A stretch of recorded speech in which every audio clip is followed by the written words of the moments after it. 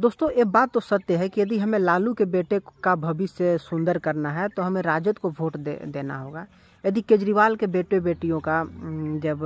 भविष्य उज्जवल करना होगा तो हमें केजरीवाल को, झाड़ू छाप को, आम आदमी पार्टी को वोट देना होगा। यदि राहुल गांधी के भविष्य को अच्छा करना होगा, प्रियंका गांधी वाड्रा के बच्चे का भविष्य उज्जवल करना होगा, तो हम अच्छी तरह से जान रहे हैं कि हम कांग्रेस को वोट कर सकते हैं। और अलग अलग जो पार्टियां हैं उनके बाल बच्चों को, उनके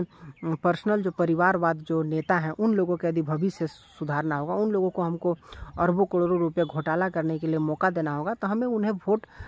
आप उन्हें वोट दे सकते हैं। लेकिन क्या आपने कभी सोचा है कि यदि आपको अपने बेटे बेटियों का भविष्य सुंदर करना है, अपने नाती नतनियों का भविष्य सुंदर करना है, तो हमको सिर्फ एक ही उपाय है कि हम बीजेपी को वोट करें। क्योंकि आज बीजेपी के आने के चलते जो भारत में अंदर ही अंदर इतनी गलत तरीके से षड्यंत्र रच रहे थे तथा भारत को बर्बाद करने का प्रयास कर रहे थे, उन लोगों में खलबली मच गई है तथा वो लोग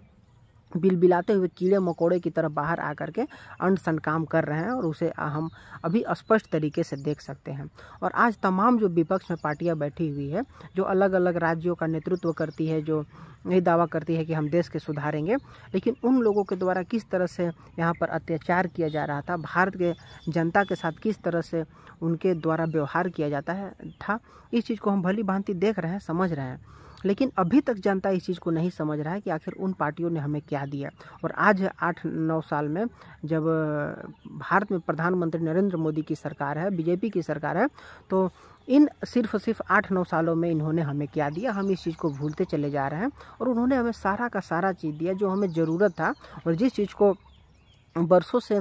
कांग्रेस के सरकार के द्वारा छुपाते चला आया गया था तथा वो लोग हमें जानबूझ करके उस चीज़ से अवगत नहीं कराए थे। लेकिन आज सारे के सारा चीज़ हमारे नज़रों के सामने है तथा हम देख रहे हैं कि किस तरह से आज डेवलपमेंट का कार्य किया जा रहा है, देश के युवाओं का भविष्य सुरक्षित करने के लिए किस तरह से काम किया जा रहा है, देश में सनातन धर्मी लोगों के उज्जवल भविष्य के लिए, हिंदुओं के उज्जवल भविष्य के लिए किस प्रकार से काम किया जा रहा है। लेकिन हम इस चीज़ को अनदेखा कर रहे हैं और हम कभी नहीं बोलते कि हाँ वाकई में प्रधानमंत्री नरेंद्र मोदी ने हमारे लिए ऐसा काम किया है। लेकिन भारत के बहुत सारे ऐसे विपक्ष के पार्टियां हैं जो सिर्फ सत्ता के लालच में, अपने बच्चों के भविष्य को उज्जवल करने के चक्कर में वो अपना अस्तित्व को खोते चले जा रहे हैं तथा जिनमें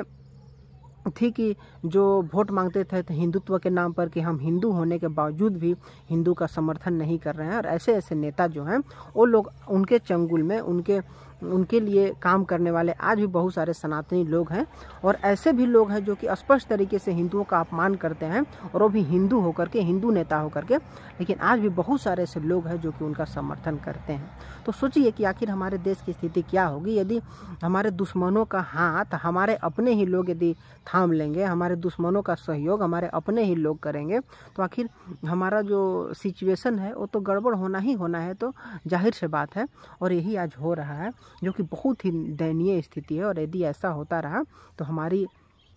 जो पहचान है वो हमेशा के लिए मिट जाएगी। और जो जिन लोगों का जो विपक्ष के माध्यम से, विपक्ष के नेताओं के द्वारा जिनका समर्थन किया जा रहा है, वो हम पर हावी हो जाएंगे और हमें अपने चंगुल में वो लोग फंसा लेंगे। और पूरी तरह से सत्ता उनके हाथों में जब चली जाएगी तो हमें इतना कष्ट दिया जाएगा, उनके द्वारा इतना कष्ट दिया जाएगा जो कि अभी सोच करके हम अभी उसकी कल्पना कर ही नहीं सकते।